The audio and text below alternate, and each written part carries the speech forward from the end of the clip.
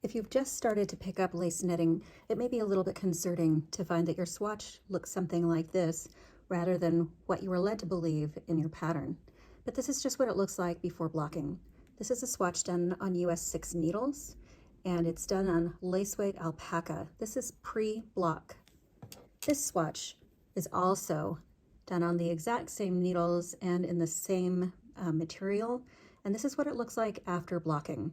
So this was blocked, it was fully dressed, which means that it was wet, and then the excess water was squeezed out, and then this was pinned out to dry and stretched. So you're going to stretch it quite a bit, and then once it's dry and unpinned, it will bounce back a little bit. A lot of people feel like they want to go down in needle size because look at how awful this looks.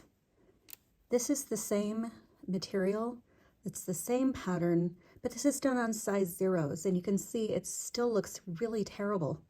So this still needs a good block to make it look better, but the problem is that if you go down lots of needle sizes, then the negative space is reduced, and you don't get such a beautiful airy pattern.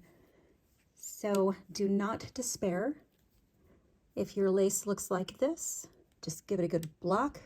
If you're working with it on your needles, you can also steam it out to get a better idea of what that pattern is going to look like once it's all blocked out and beautiful.